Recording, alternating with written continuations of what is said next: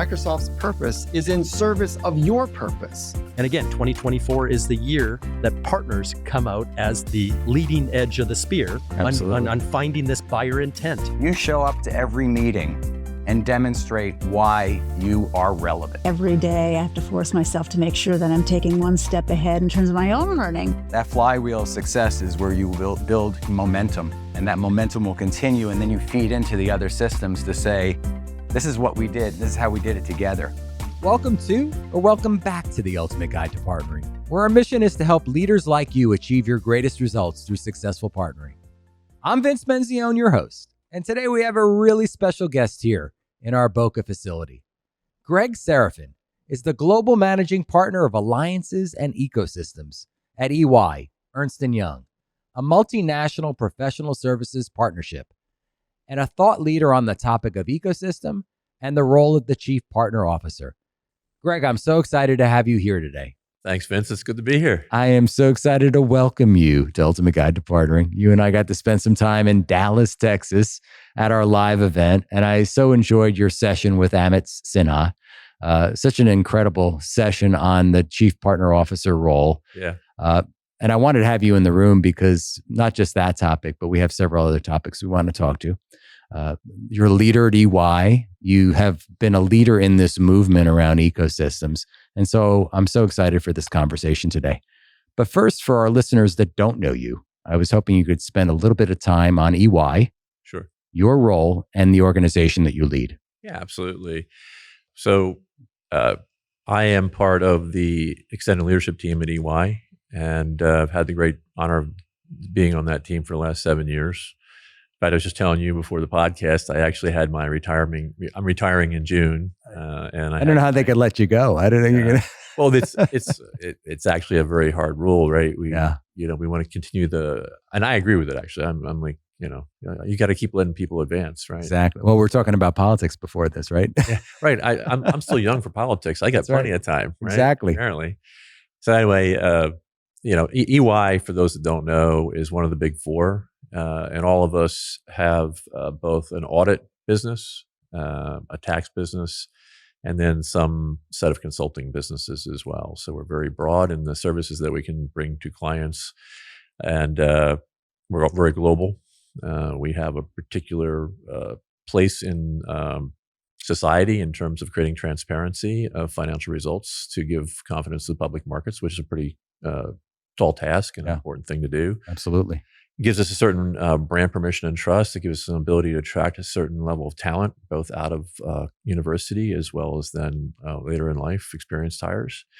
And so what you find when you get there, and I came there late in life, I was 51 years old when I joined EY. I was an IBM executive before that, is just you are stunned by not just the depth of talent, people that are just world-class, in some sort of expertise, but then also world-class as, relationship handlers or delivery people. And then there's 380,000 of us around the world. 380,000. It's huge. And I mean, seriously, it's like they're all top people. Like you get goosebumps. You go to an EY meeting anywhere in the world, and there's a consistent feel, consistent culture, commitment to client, commitments to success. It's unbelievable. Anyway, Smart people in the room. I won't drool on about EY too much, but it's been great to be part of EY. I didn't go to EY actually to be part of the ecosystem movement. Let's start there. I was at IBM, where I also had a really good time and was also very fortunate. Had a couple good roles there. I was running a big part of the financial services business for them in North America. And then BearingPoint before that. BearingPoint. Yeah, BearingPoint. If we go through my career, we're going to be here. We won't have No, we won't do that. Let's not do that. I sold my first deal 41 years ago. I love it. I was in college. You were a young buck. By the way, you'll appreciate this. So I needed to make money to pay tuition and room and board. And so I'm like, well, I'm not going to do that working at a bar or, minimum wage jobs. I was at expensive college, right? So you'll love this. I sold a Novell NetWare implementation for a law firm. Oh my goodness. Right. Isn't that crazy? 20 PCs, networked them with token ring. I mean, I remember those days. I remember that was my early days. Spent 2 days trying to figure out how to generate the operating system off of 3.5-inch floppies or those little cassette type. Yeah. Remember those things? I do remember those. Oh my Lord. Anyway. Old enough to remember those. So now I've just aged myself. Well, I've aged myself as well here. So let's fast forward again. So yeah, BearingPoint, IBM, and then EY, and up until 7 years ago, I was primarily financial services from BearingPoint forward. And so when 2 years into my EY tenure, they said, "Hey, you know that plan for you to like maybe run a big piece of financial services for us? We think we have something better for you to do." Oh, I love every that time you hear it's going to be better for you, you're like, is it really better for me? Is it? Right? Turns out it was, because I never would have done it on my own. And I didn't grow up in it. So but I had always worked with partners. You know, when I was at IBM, we did a lot with SAP and a lot with Oracle in financial services. Did a lot of systems integration work with them. And I knew R3 yeah, exactly. And I knew how to do ECC. I knew how to do sales motions with partners. Like I knew all that stuff, but from the running the business side, not from the partnering side, running the partner function side. So, and if I'm honest, I've said this before publicly, I was like, oh my God, my career is over. I'm going to the indirect hell. Do you remember how it was? It was, 10 years ago. Oh, something must have gone wrong with your career. You're over in alliances now. You're in indirect revenue. That's where we send people who can't sell. Exactly. You know? That's exactly exactly the thing. And like, oh, everybody's going to think I've lost my ability to do deals and stuff, right? But in all seriousness, the reason I was asked, it was an honor actually to be asked, because EY had done a lot of work at the board level and had determined that this was a huge gap for the company. And not just for the company, but for our clients, right? Our clients expect, particularly those of us that are in the big four, to help them navigate their most difficult journeys and to orchestrate a set of partners to help them do that. Not to say, well, good luck working with Microsoft, your old shop, or SAP or whoever. Good luck working with them. No, we're going to bring all that together for you, and we're going to translate. We're going to take you on a business outcome journey. And of course, you can't get any business outcome of any merit today without what? Tech. That's right. And and you're in the transformation business, right? And this is a time of accelerated transformation. So you got there right at the right time. Yes, I did. I did get there at the right time. So we were at the time, this is all public information. We were a $33 billion network of firms at the time, and we were doing less than $1 billion. Crazy. Partner. You had all the dogs. You're looking at me like, what was going on there? Exactly. But remember, EY had spun off its consulting business back in the early aughts, and though they had built it back, because we audit a lot of technology companies at EY. A lot of people thought, well, it doesn't make sense to try to do alliances because we audit, many, the hyperscalers, Amazon and Google. And by the way, I'm glad we do. Yeah. That's an important role to play. Absolutely. I'm not one of these people that says, well, audits something we shouldn't do, which is absolutely, it's a privilege to be able to do audits. For sure. We're very fortunate that we've been given that license. And so what it did, though, is gave me a very short palette to work with. Who was left at the hyperscalers at that point? We have Microsoft, and the hyperscalers, and we have SAP and the ERPs, and we have Dell for the the mega tech OEM platforms, and we have ServiceNow for.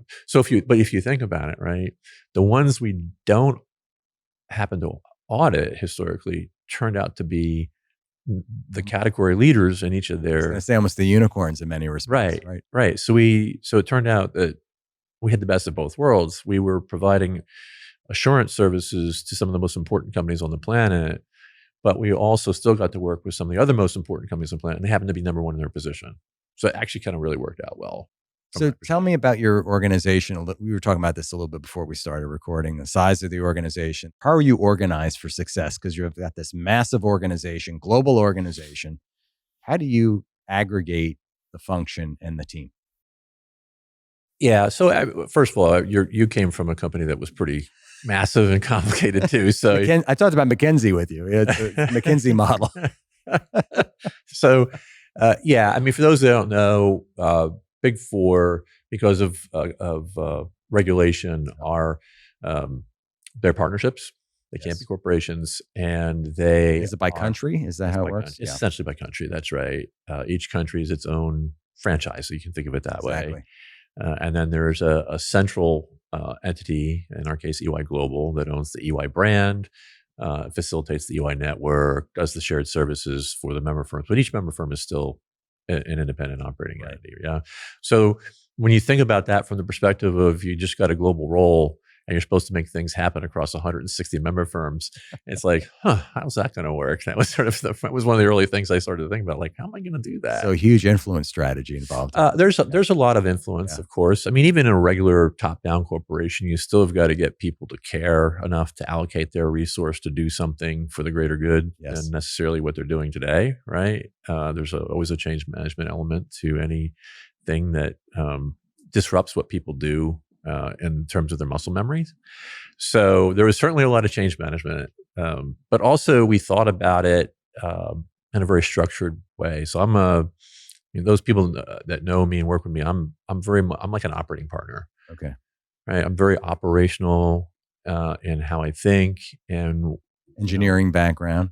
Exactly. I'm an engineering background. I was telling you before the cast, my degree, I had to build a PC from scratch on a wire wrap on a motherboard, the chips and everything, right? I had to program the operating system, the monitor the operating system. I did a Pascal compiler there. I dated myself again. Wow. When was the last time anybody worked in Pascal? Oh my Lord. It was one of the top languages when I went to school. It was an education language, right? Yes. And so anyway, I'm a hardcore engineer, and also I'm just a connector, right?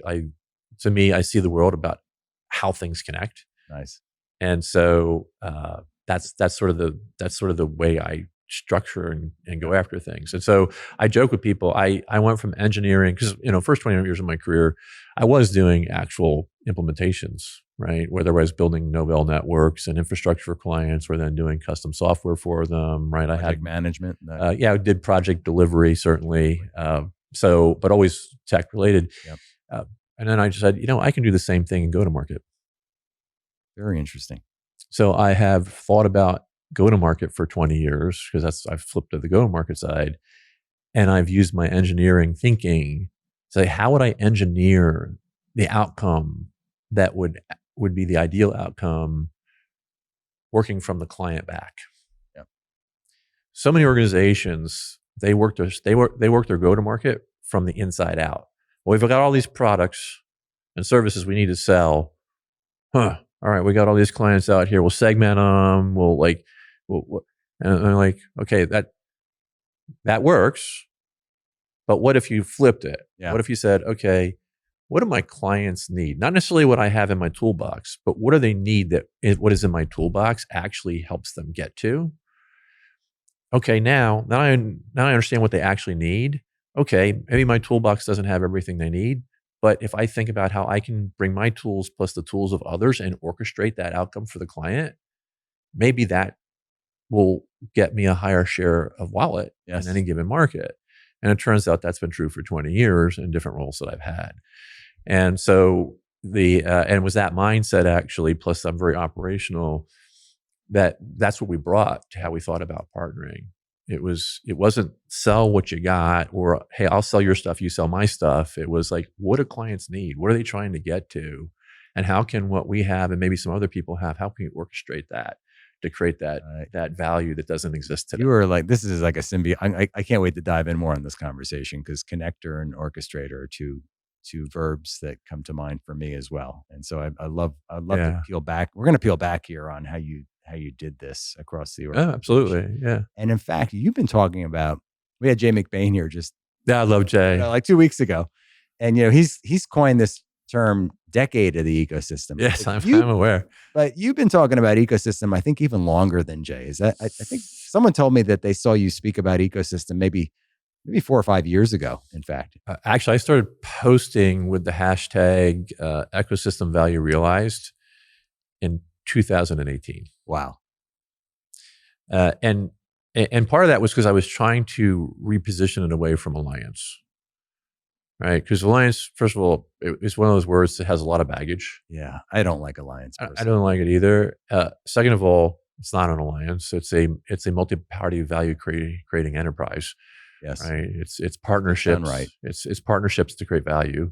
That's right. You can have an alliance agreement, which is just a type of a contract. It's not, So I rebranded it to Partner Ecosystem 6 years ago, and then I even wrote an article back in 20 about 7 business models, right? Because partnering is not just one business model. Right. There's a lot of different ways to partner. Marketplaces are a huge way to partner, and Yes. you're very familiar with that.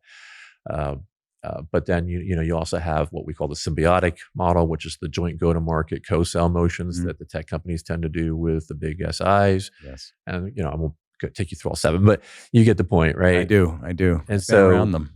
I tried to get us away from alliances and more to what it was about, which was we have this ecosystem of partners that we can orchestrate to create value for our clients. That was what I was trying to reposition. Get to the outcomes. Get to the outcome, because everybody at EY, when I first came in the role and I would talk to them, it's like, well, we don't sell software. I'm like, yeah, we're not asking you to sell software. That's not our business model. There are plenty of companies that sell software. That's right. They're channel partners to Microsoft. We're not a channel partner to Microsoft. We are a strategic partner to Microsoft. We create strategic value for our clients that we can't create alone, nor can Microsoft create alone, but together we can. And so it was that constant repositioning of it and reminding people that, look, at the end of the day, what I say doesn't matter. Ask your client what they want. Look at where your clients are spending money today. They're spending money predominantly with partners that orchestrate outcomes for them. Yes. That's what they're spending their money. That's right. That's right. So forget me. I don't matter. Pay attention to your client over there. That's who matters. So it's become a movement, right? I talked to Jay about the decade of the ecosystem and this ecosystem movement. There's a lot of debate around it. Is it a ecosystem? Is it multiple ecosystems? How do you think through that? So I realized about 3 years in, I realized, oh, darn, ecosystem is one of those words where, first of all, a lot of people think about the ecosystem of the ocean, right? Or the ecosystem of the desert. Because most people, when they first heard that word, it was in middle school. Yeah. In science class. Yes. It's just kind of icky. Biology. Yeah, I remember. Exactly. It's like a biology word. So right away, it's got some baggage. And then, like you said, some people use the word to mean like an industry ecosystem, like all the participants in the value chain of healthcare. Yes. Right. Yes. Others use it more like, well, here's the set of partners who we work with specifically. Right. Right. And then there are other variations of use too. So we call it a partner ecosystem, to say these are our partners and there's a bunch of them. And that is a tremendous resource for us to draw upon to figure out new ways of creating value for our clients. And I would argue that your ecosystem is a subset of the total ecosystem in tech. A very small subset of the ecosystem in tech. It's massive. Yeah. I always refer to the Bill Gates moment and the fact that when he came down here to Boca Raton in 1981 and signed the agreement with IBM, he licensed the software, didn't sell it, right? Remember in the old days, so hardware and software were intertwined. They were sold directly, sometimes through an agent. But that created this massive movement. And the work you did with Novell was a great example. All this other value got added to the chain. And we took PCs and we took everything out and then ultimately to the cloud. But if you look, to me, it's like it's the same ecosystem of all these companies, this $5 trillion industry that we have. I mean, look, the technology ecosystem around the world is unlocking GDP growth. How much of our GDP growth is really because of these tech companies? What would you say it is? Do you have a rough number on it? I don't. I'm not an economist. I don't have data, but I mean, just looking at it, looking at the value our customers are creating for their customers, and thus their contribution to GDP. Tech is probably more than 50% of the engine of GDP now, in at least certainly in many markets, and I think it's growing, especially with the new AI stack, and we're just at the beginning of that journey. It's crazy where that's going. Satya says $4 trillion in value creation through AI. Yeah, and that's probably on the low end. Conservative. I'm so excited to continue our partnership with AG1. Many of you know I've made taking a green drink supplement part of my health ritual for over 21 years now, and it has made all the difference to my health and well-being. About 6 years ago, Athletic Greens and now their product AG1 became my go-to supplement. AG1 is the first thing I take every morning to power my day. It covers all of my nutritional bases, supports my gut health, gives a boost to my immunity and energy levels. If you want to take ownership of your health, try AG1 and get a free 1-year supply of vitamin D and 5 free travel packs with your first purchase. Go to drinkag1.com/Vince M. That's drinkag1.com/Vince M. Check them out.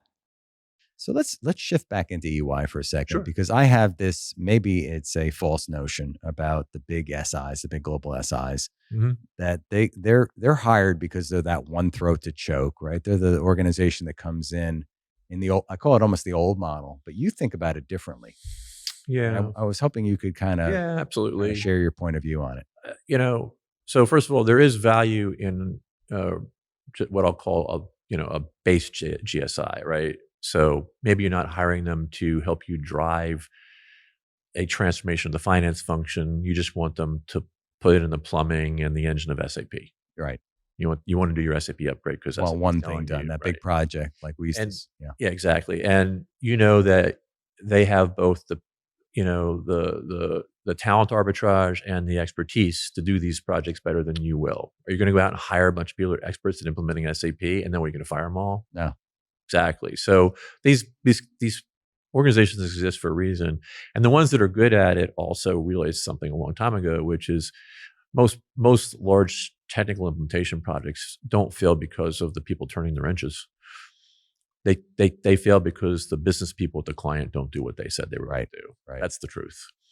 And so they got very good at muscling clients to do the right thing. Right. They use change orders and other mechanisms to do it. But and there's always been this sort of dance, right? And we certainly participate in that, but we're unlikely as a Big Four to compete against a pure GSI on rate per hour. That's not a smart thing for us to do, and we probably aren't going to win many. And it's not our business model. Our business model is to start with the finance function and the CFO to say, what is the future of finance in the insurance industry or in the telco industry or whatever the industry is? So bring that perspective to the CFO to say, here's the regulatory agenda you're going to be faced with. Here's what AI is now going to do. Like, we bring them sort of, this is where your function needs to go next in order to help be stewards of the business, to help the business navigate all this change.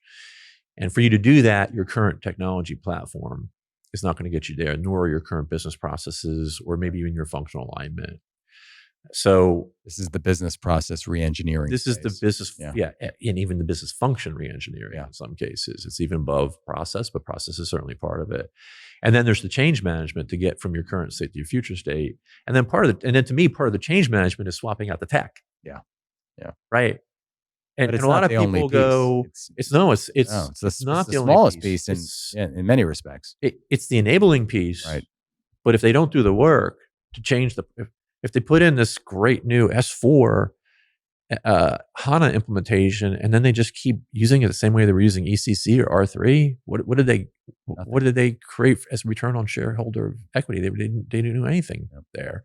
So that's why we always, like I said, we focus on what's the outcome you're trying to get, even helping you define what that outcome is. What's the change journey you need to take? Help you take that change journey. And part of that is also swapping out the tech. Yeah. So this is where ecosystem comes in for you, right? Because I think an ecosystem is a bunch of companies surrounding the customer and then pulling through. But in your case, you're coming in doing business function reengineering.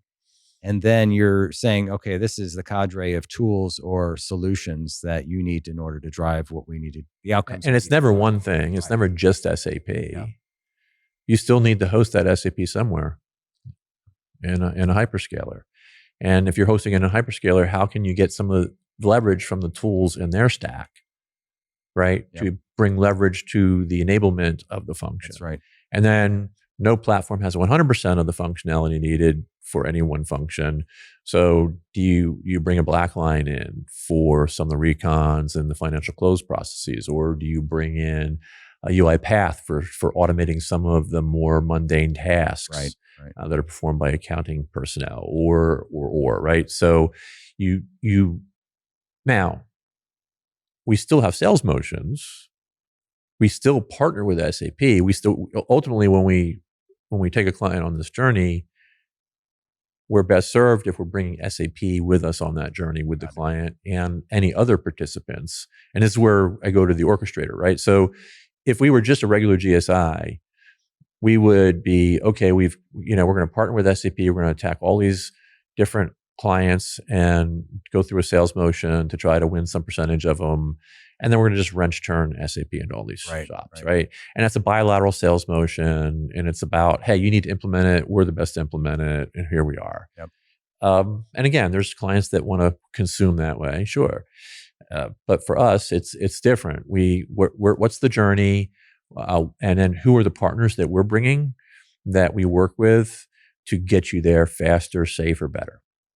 What I think I hear in what you're describing on your approach is more of a mindset change. You talk about orchestrator, you talk about collaboration, as opposed to prime sub roles that you see often in the SI world. Is that right? Look, prime sub is a commercial construct that occasionally a client will insist upon. But our preference is, look, you have a relationship with your technology vendor way longer than you have a relationship with your SI. Yep. We'll page in and out over the course of time. You're going to use SAP consistently every year over year, right? So that's a different type of relationship. So you should have a commercial relationship with SAP and a commercial relationship with EY, but don't put them on one paper unless you really have to or need to. Got it. So we will prime sub if a client insists that we do.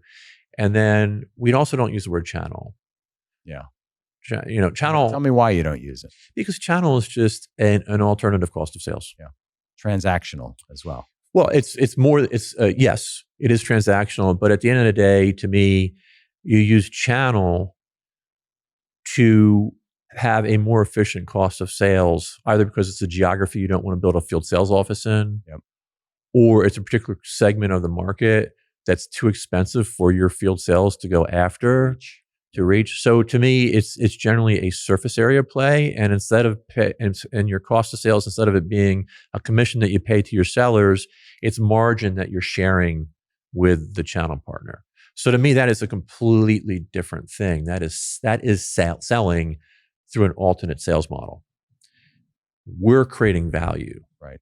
Through the orchestration. Through the orchestration and the co-investment, because we also will often invest with our partners to create unique assets and tools that accelerate that client's journey that they can't get from another combination of partners.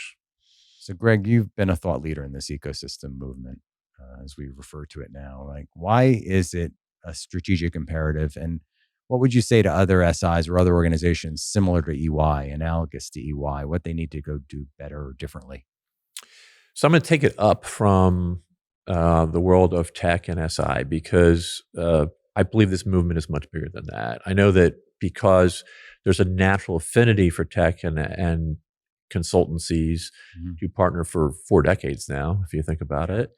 And to that Bill Gates moment. Right, exactly. And the reason for that is that clients, if they just adopt technology and they don't get business value or value realization, I think is the word we typically use, right?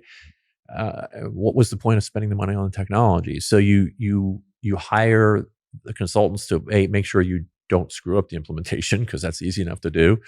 And it never happens. It never happens. And then, but more importantly, hopefully you then adopt it and use it for a business purpose that returns shareholder value, client value, employee value, stakeholder value. Right. You want value creation from having deployed capital and OpEx to put in the stack. And so there's been a natural synergy, but there are partnering models all over. Like every industry has its version of partnering models. They're just very different by industry, right? If you look at consumer products, they do a lot of partnering. They do a lot of cross-licensing. They do co-branding, right? They do supply chain sharing, right? They do a lot of things that are partnering models that are value creative to their end customers, but don't look like the way that we partner between SIs and tech companies. Automotive Automotive is massive partner. Massive partner. Dealers, technology. Dealer network. Exactly. Now you're getting it. CarPlay in my. That's another partnership. Yeah. You have Bose stereo, you have Brembo brakes, you have Recaro seat, you have Borg Warner transmission, right?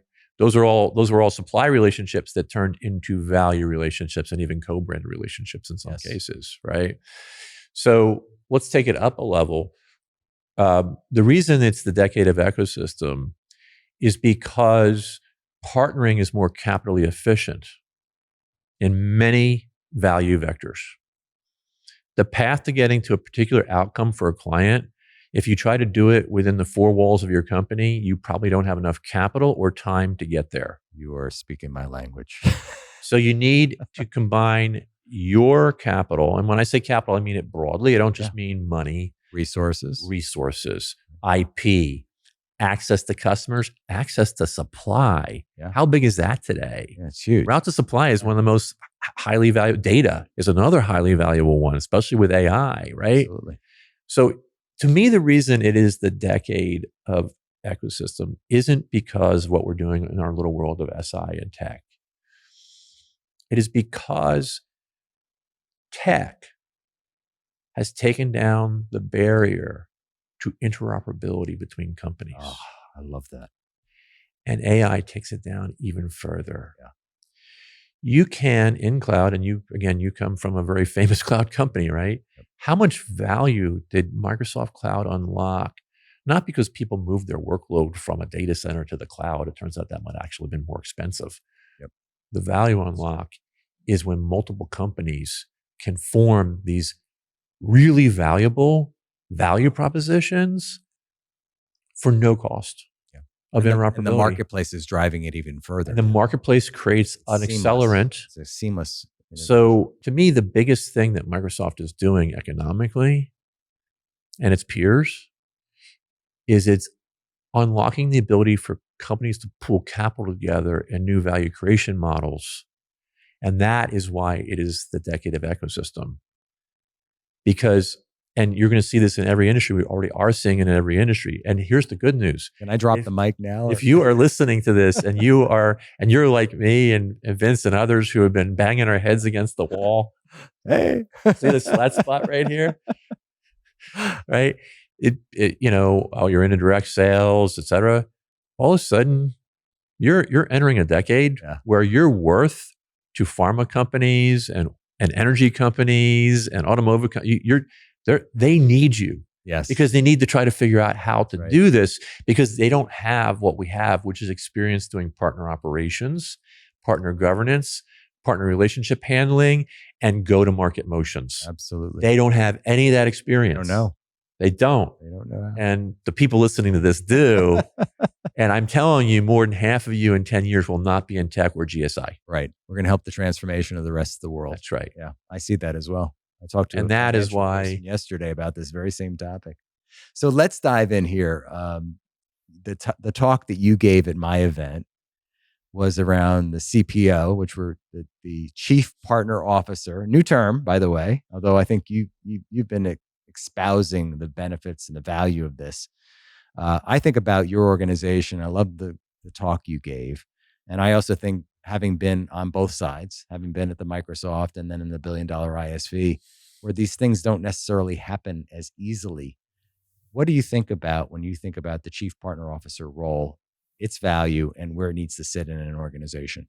Yeah, so I actually flip it on its side. So I believe that for companies to allocate capital, create new value vectors, and then drive go-to-market at scale, they need to have a partnering function. Yes. You're speaking my language. You don't have a partnering function, you're not doing that. Function, not just a bolt-on. Thank you. A function, not just a bolt-on.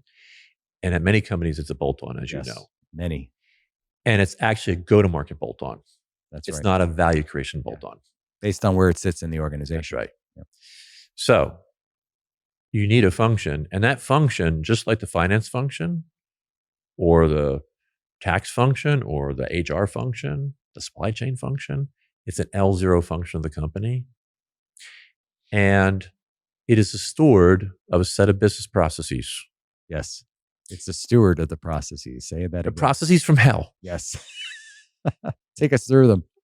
So, first of all, as you know, partnering touches every other internal function of the company. That's right. It can alter rev rec. It can alter your tax position. It can alter your capital position for the better, hopefully. It changes how you think about marketing and branding.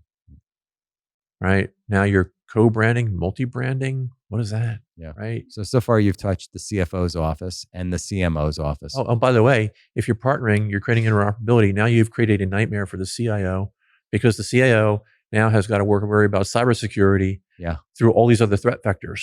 That's right. Right. It's no longer the IT within your organization. It's the IT across your organization, the partners that you're working with.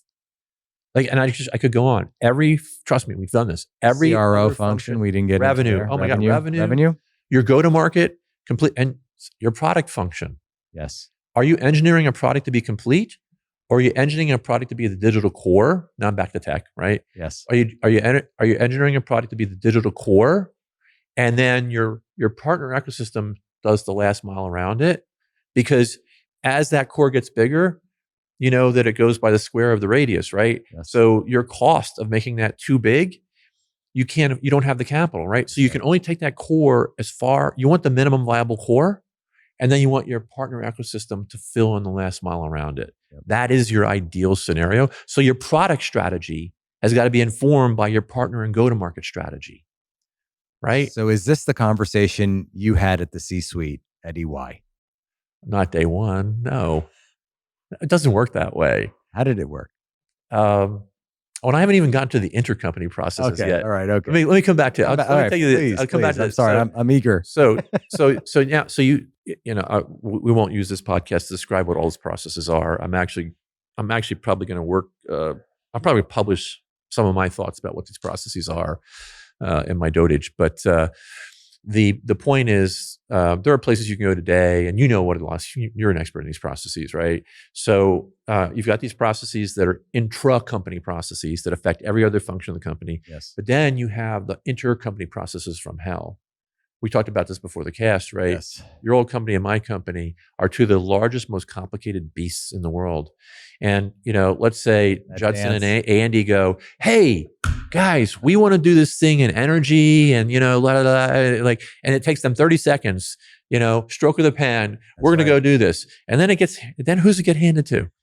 You. It gets handed to the partner organizations for us to then try to figure out, oh my God, there's 12 corporate functions, there's 12 entities within Microsoft and 32 within EY, and then oh my Lord, you need a calculator to figure it out sometimes. Yeah. Right. So I joke a little bit, but just how hard that is. I do. And I call it maniacal focus, right? You get from the kumbaya, you get from the vision. Oh yeah, like that. Trickle down to the OKRs, and then you got to get into execution. Yeah. And the execution, that's a lot. Right, which is why you only do big motions when you do that, right? Because the cost of sales is too high otherwise, right? And that's one thing. You'll spin the organization in multiple directions simultaneously. Right. You get, my rule is you with any partner, what are the 5 motions that matter that are going to get you to 80% of your value creation revenue, and just focus on those, because each motion has a hurdle cost. Yes, a very large hurdle cost, and so you can't spin up 20 of them. So what is your guidance to other organizations? By the way, this is considered a new role, right? You're saying it's at the top level, the L0 level. Yeah. And it's considered it's like you say, every company has some form of partnering today, but it's a bolt on to a different thing. Bolt on. There's a channel chief, there's an alliances leader, there's multiple alliances. Strategic supply chain lead. In the case of automotive, there might be a marketing function that is business development in energy. Yep. A lot of it's JVs. Yes. Yeah. Yes. So, and then there's some businesses that are, I call, partner native, like Airbnb and Uber and all those folks, right? That just are They're built in the cloud. They're orchestrators. Yeah. They're value orchestrators, and they bring together a bunch of participants to trade and receive value for which they take their piece. Yes. So, and do they have partnering functions? I don't know. Or are they just partnering entities? Yeah, I think they're just partnering. They're almost like they're marketplaces in many respects. So, right? yeah, those Airbnb is I would agree with. Those are If marketplace I look at models. Microsoft or Amazon's marketplace or Google's marketplace right now, I'd say it's more analogous to that. I would agree. Yeah. So partnering exists at every company. It's just small P partnering. It's not big P partnering. Right. It's not an L0 function, and you're not allowing all the different types of partnering mechanisms if you just keep small P partnering. And you're never going to be able to scale it if you're small P partnering. Right. If you really want to scale, you're going to have to raise it to an L0 function. And then L0 functions have an officer that are accountable to the board and the CEO for the efficacious execution of that function and contribution to key KPIs of the company. And how do you get there? Like, what does that function look like, and what are the attributes of that function? So that function has a number of layers to it. So there is a governance layer, and the governance is in part a governance into the capital allocation process. So how are we allocating our capital? And let's not think about capital allocation as just deploying our resources. I call it, I have this saying I use. I say, companies need to make a pivot from the economics of scarcity, the economics of abundance. Yeah. Mindset. It is a mindset. Yeah. It's very much a mindset. And that mindset can be night and day. Yes. The impact of which side of that mindset you fall on. Because if you're in the economics of scarcity, it's like, me, here's my capital, my people, my resources. I'm going to deploy them as effectively as I can to outmuscle my competition. That's right. That's the old mindset. That's the old mindset. Yeah. Right. Whereas the new mindset is, I have asset value and asset classes. I have all these other entities out there who I can work with who also has asset value and asset classes. And I've got customers out here who I have permission to help on a particular outcome. That's right. Jeff Bezos understood that better than anybody, didn't he? He did. Right. And Satya Nadella. And Satya Nadella, yeah. two of the great towers of CEOs in history, right? So they understood that. And so both of those companies are masters at delivering the outcomes that we want, either in our personal lives or our professional lives or both. And not just saying, what of my assets am I going to deploy? How am I going to orchestrate a lot of different assets to get you to that outcome? Yes. So right away, you have to govern decisions about capital allocation, about who you partner with and don't partner with, because here's another one for you. More is not more. No. In channel, Deletion. even in channel, Deletion. right? More is dilution. Yeah. Less is more. That's right. Who are your strategics? There should be very few of those. And then who are your specifics? The ones that you're partnering with because they have a very specific thing. It's not strategic as a relationship overall, but you still need that asset class, and they're the most logical provider of that asset class. You're taking us through a masterclass, by the way. Just so if you didn't know this already on partnering, you are touching so many bases. I love this. We all live it, but we haven't elevated it to the relevance of the C-suite. Yes. And that's where the decisions get made, right? And it has to be at the C-suite level. It does. I'll go back to what I said at the beginning. Don't listen to what I say. Listen to what clients say and look at what people buy. Again, people in their personal lives, people in their roles as corporate buyers of some service or product. They want the outcome. But it doesn't sit there now. So how do we overcome it? So it does sit there in some instances, but I agree it's fewer than it should be by a long shot. So how do we do that? Well, I think it starts with, first of all, I think it will happen. And this is why I think it will happen. It was the discussion we just had a few minutes ago. As companies realize, oh my God, I need to have an abundance economics mindset, And I need to be able to think about capital allocation and value creation broader than just what I have within my four walls. They will realize, maybe some faster than others, that this is no longer a bolt-on, as you said earlier. That's right. This is a core competency of the enterprise, from decision-making all the way down to execution. And I think you're seeing the secular trend now. There are more chief partner officers named every day. True. I just want to make sure that that is where it needs to sit, or is it just in title only? That's the other piece I'd like to know. So many chief partner officers are actually chief channel officers, or they are chief business development officers, or they are whatever they are, right? They are not actually running an L0 function of the company. They're not in the C-suite discussions. And again, I think it will get there. And I think economics will drive it there. Yeah. It's just, can we help ourselves by elevating this conversation, right? And frankly, also elevating the understanding of what a partner function does.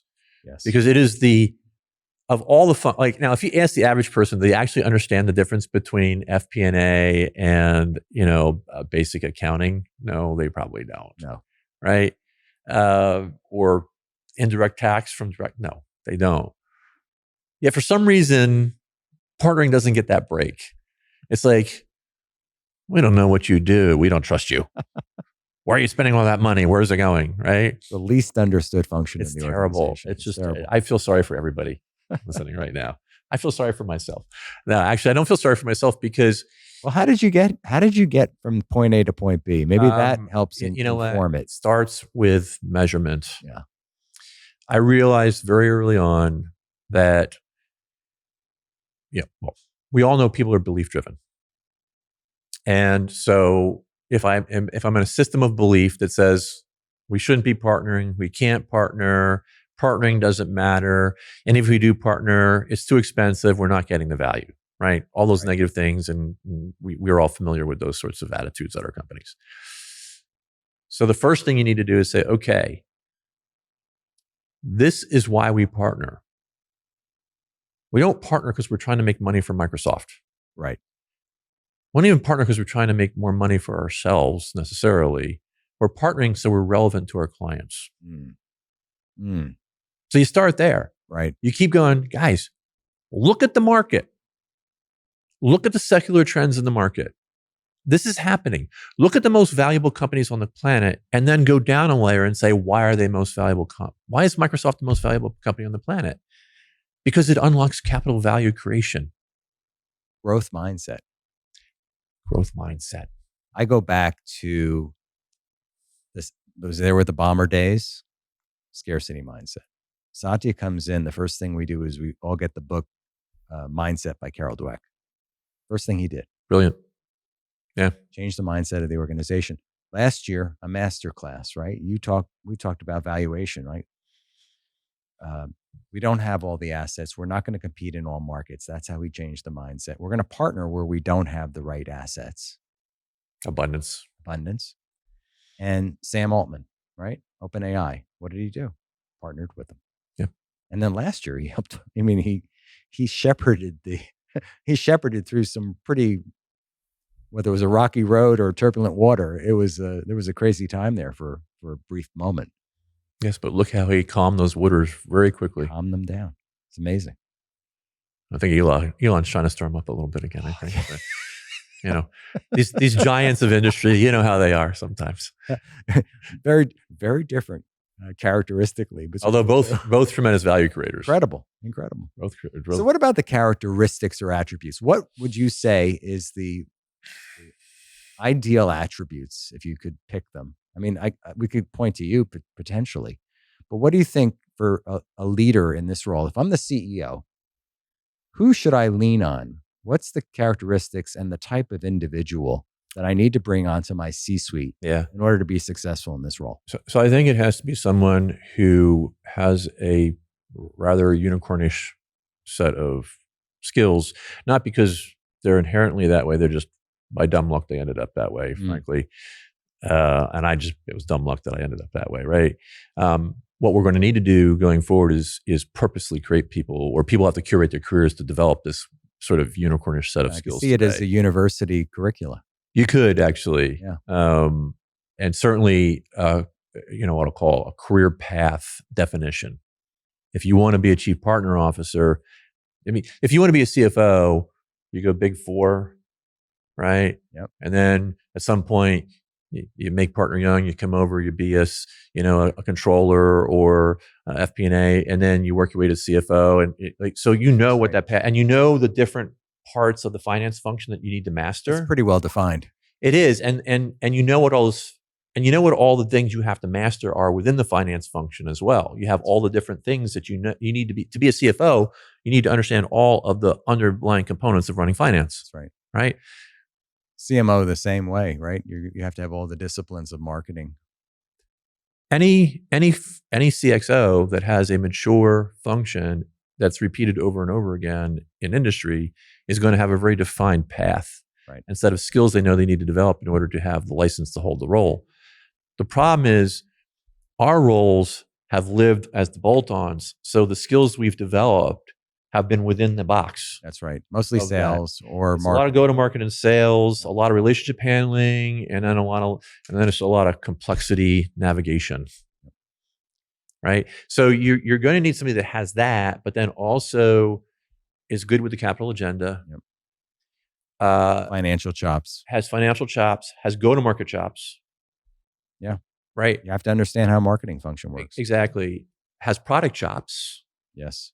So it's a weird technical acumen, right? You have to have technical acumen. You have to understand your product, whether it's a tech product or it's a pharma product or it's an automobile. It doesn't matter. You have to know your product. You have to know how to make good capital decisions. You have to be immensely commercial. If you want to do really cool orchestrated deals, you don't just use the typical bilateral agreements that are papered over every day. Right. You're creating unique contracting mechanisms in some cases in order to bring 5 partners together to do something that's never been done before. So creativity, orchestration, skills, commercial skills. You mentioned being a connector. Right. Part of our conversation. And you need to be a leader without crossing your swim lane. Influence strategy. Exactly. Yeah. You need to be an influence leader because you don't run the business units. That's right. You aren't the strategy officer of the company. You're not CEO. You're not the head of sales. You're not the head of product. But you need to influence all of them to bring them together to make the right capital allocation strategies, the right product fit strategies, the right go-to-market strategies, all those. So that's the skill set you need. Yep. And then you also need to be a good operator because these functions can be ruinously expensive. Because these processes, again, we're not going to get into the detail of the processes, but when you look at the intercompany processes, it's brutal. Absolutely brutal. So what we did in my function. So you have to have the accountability for the financial acumen. You need to report, here's the cost. Here is the cost that is related directly to selling, cost of sales, the S and SG&A. And then here's all the other costs that's not really S, it's GA. But if you don't do it, you don't get the motion. That's right. Right. And that is, we call that partner ops now. Partner ops can be really expensive. So what we did is we said, look, we're going to change partner ops to a shared service. We're going to move it offshore. We're going to put a tech stack on it, Microsoft ServiceNow and UiPath in our case. We're going to automate it. And you're not going to have people doing these roles. You're going to buy services. And then we'll have teams that serve, in our case now about 150 relationships are being served by this partner ops center that Kelly Stratman, my partner ops leader, runs for us brilliantly. She's built this thing over 7 years. It's incredible. And they're going across all the business, the partnerships within every partnership we have, from the largest down to the tiny long tail ones that are important to somebody for some specific reason, are all supported. And last year, the cost of partner operations was less than 10 basis points of the revenue that we generated from the partnerships. Wild. That's wild. And I guarantee you, was it 11 billion? Was it? No. Last year we were 8, and this year closing in on 10. Okay. So Very close. But so the first thing I'm going to say is, look, I've separated cost of sales from indirect cost. Indirect costs, we're driving it to 0, 10 basis points. Any questions? No? Okay, good. Partner ops, we're done. Now let's talk about the cost of sales. Okay? So, and this is the really interesting conversation. This is what I really do want to share with your audience. Right. So this is the piece that I want to dive in on. I know. Specifically for our community, Ultimate Partner Experience community audience. Like, what were the steps you took to get there? Yeah. Okay. So first thing I did is I said, look, if you're part of the movement, you know I have a very strong point of view. I've sat on both sides of the table for over 30 years now. I built growth through partnerships in PC, internet, cloud, mobile, AI, marketplaces, and more. I've also seen the demise of organizations that are resistant to change. I'm part of the communities, special interest groups, and associations, and I don't see one place that mirrors the ecosystem and brings it all together. You see, I see a vibrant world where hyperscalers, builders, ISV sellers, SIs, MSPs, and other partners come together to spark the ecosystem's growth. I've talked to many of you, and what I continually hear is it's noisy, I don't know whom to listen to, and where to go. There's a massive opportunity, but I'm not sure how to get there. Well, you've been heard. We're getting ready to open the doors early to pilot this new experience. We want this to be your place with your feedback and participation. If you're a builder, an innovator, or a leader, visit our website. All right, we're getting close to time, although we could go on all day here. I have a favorite question I love to ask each of my guests. You are hosting a dinner party, and you can, this dinner party could be anywhere in the world. We were talking about some great locations just before. And you can invite any 3 guests from the present or the past to this amazing dinner party. We could talk about where you're going to have it next too as well. Okay. Whom would you invite, Greg, and why?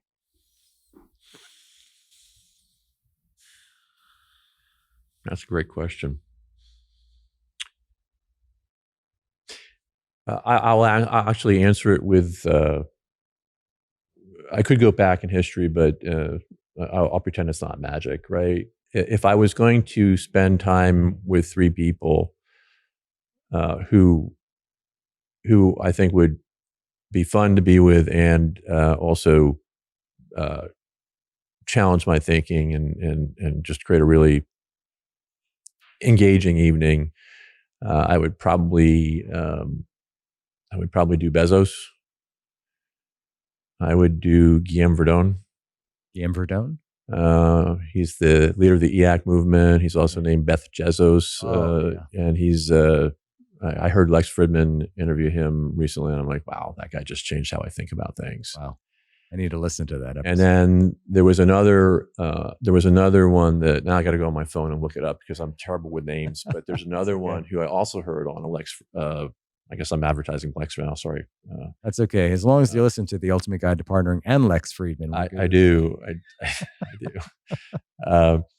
The other guest wrote this unbelievable article in, I think it was Nature last year that connects, right down to quantum and particle physics, all the way through chemistry to biology to evolution, and explains at the quantum physics level how it is all connected, which no one is like, it just absolutely, no one's ever, I never understood how those things, they were always so siloed to me. And here we go. Lee Cronin. Never heard of the person before. It was a 3.5 hour podcast. Wow. I listened to it twice. I never do that. I listened to it twice. And you know what I like? I like people that rewire my thinking. And those 2 in particular rewire my thinking. And Bezos, just because talking about thinking, his clarity of thought, when you see him, do a podcast or whatever, his clarity of thought, his way of seeing through complexity, and then to get people around him to, like, it's absolutely stunning. incredible. It's Yeah. absolutely so. Yeah, it would be those three. Now, if you ask me a year from now, it might be a different three. I mean, I could name. Like some of these AI experts out there, like the NYU guy who's Meta, LeCun. I mean, he's another one. I talking about him. There's so many awesome people out there that can really impact you and how you think and expand your world. And that's, to me, we're kind of doing this today, right? I love this. You and I are riffing off each other. We're sharing experiences and so forth. Like, this is the great thing about humanity to me. Exactly. And this is why I work. People, so I told you I'm retiring from EY because I've hit the age barrier there, but I'm the best version of me I've ever been. I'm not done. No. I got 10 more years, by the way, and I've got a similar age. So, I'm still going. I got a lot more to give. Because you know what? When you work and you are gifted the gift that we have of working with, great companies, great people, like you're just constantly being fed oxygen. It's great. I love it. So you've just been an awesome guest. I love this deep dive we did today. Yeah, we went a little deep, didn't we? Yeah, we're gonna have a lot of fun with this. Okay. Because we're at the end of Q1 of 2024 already. Like this year is it's just blowing by. Any last tips, advice, words of wisdom? You've shared so much here today for our listeners and viewers out there that you would like to share. Yeah, I mean, look, it's my biggest struggle, and the thing that I always work on is you've got to you do need to take care of yourself professionally. You gotta be at least somewhat politically astute and thoughtful. Yep. But to me, if you're creating value, and you're not just creating value, but you're creating new types of value in whatever function you're in, you're innovating to new types of value. That to me is, I don't care what you do, you're going to be successful, and you're going to enjoy it. Yeah, enjoying both. It's so important. So important. So that to me is what I always try to focus on. Is it's not about me. It is about me because it's me. I live in me, but it's about the value, and then it's about bringing your teams and your stakeholders into that value creation. And then, I mean, my best moments are when I'm with my team members and we're discussing some idiotic thing that, one of our partners is suggesting we do or has, right? You know what I mean? Yeah. But then to have that interaction like we're having, right? And just to create new and be innovative and create new ways of dealing with a different type of insanity is, to me, my favorite thing to do. And I have a great team that I do that with every day, and we just have a lot of fun. I love hearing that. Bringing them along on the value creation journey. We're all doing it. We're all leaning in. Well, Greg, I want to thank you again. You've been awesome. Just been so great to spend time with you today. It's been fun. Yeah, it's been a lot of fun. And I'll come back anytime. All right. We'll have you back here. Look at it. Look at this. The scenery back here. Go for a dip later. Awesome. Thank you for watching and listening. The Ultimate Guide to Partnering with our amazing guest, Greg Sarafin. Thanks so much for listening to this episode of Ultimate Guide to Partnering. Online at ultimateguidetopartnering.com. If you liked this episode, I'd be thrilled if you left us up to a 5-star review on either Apple or Spotify. This helps us to continue to feature amazing guests. Also, please check out and subscribe to our new YouTube channel, Ultimate Partner. We'll catch you next time on the Ultimate Guide to Partnering.